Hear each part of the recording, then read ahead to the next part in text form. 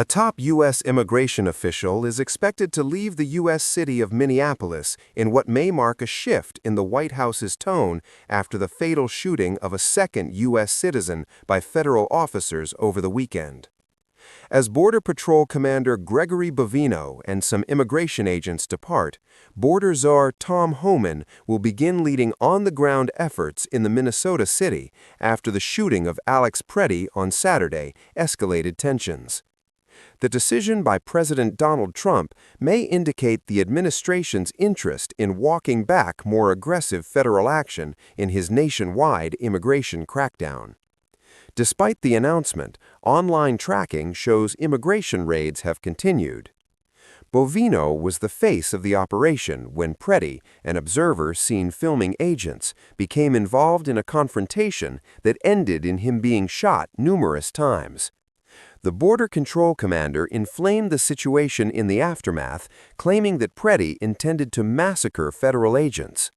The Department of Homeland Security, DHS, said the agents fired in self-defense after Preddy, who they say had a handgun, resisted their attempts to disarm him on Saturday. Eyewitnesses, local officials, and the victim's family have challenged that account, pointing out Preddy had a phone in his hand, not a weapon. His parents, meanwhile, have accused the administration of spreading sickening lies about what happened. Bovino has been key to the Trump administration's hardline approach to immigration enforcement in several cities, active on social media and regularly filming raids and posting promotional videos showing his agents' action. Homan, who will report directly to the president, advocates for Trump's aggressive immigration enforcement, but he also has experience in the role. Homan worked with immigration and deportations during Barack Obama's Democrat administration. On Monday, tension and frustration over the presence of federal officials remained high in Minneapolis. A lot of people aren't able to work right now. They aren't able to leave their house. They're afraid, said George Cordero, a resident of St. Paul, Minneapolis's sister city. Preddy was the second Minneapolis resident shot and killed by federal immigration officials since their arrival in the state. Renee Nicole Good was killed by an Immigration and Customs Border Enforcement agent on 7th January. Some media reports suggested Bovino had been let go from his role, but Homeland Security spokesperson Tricia McLaughlin denied that, saying the Border Patrol chief was a key part of the president's team and a great American. Much of the anger in the city and from politicians on both sides of the aisle was directed at Bovino and Border Patrol agents sent to Minneapolis, along with ICE agents at Trump's directive.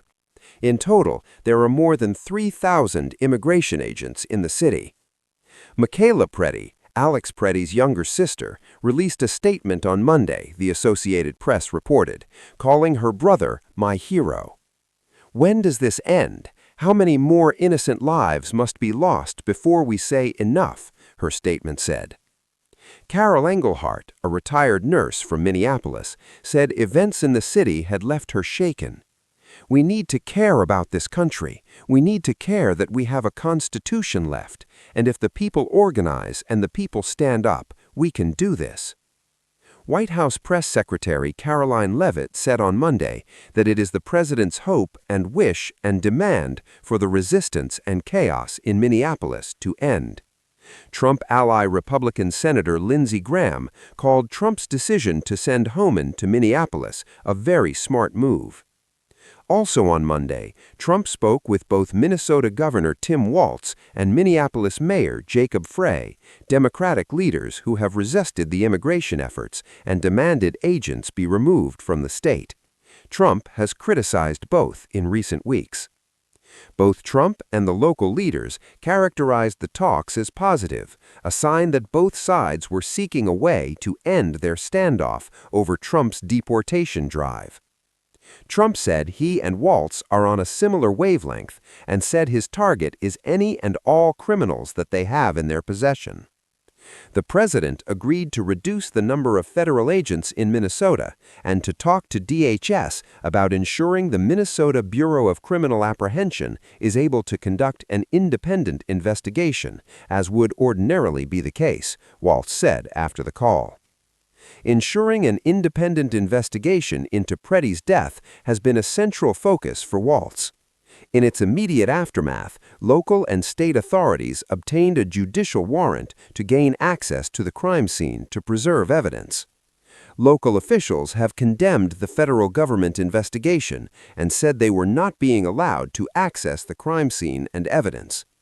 That response was predicated on the aftermath of Good's shooting, when local and state authorities said they were being kept out of the investigation by federal immigration officials.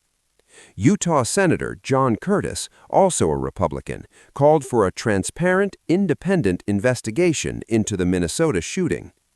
Those responsible, no matter their title, must be held accountable, he said.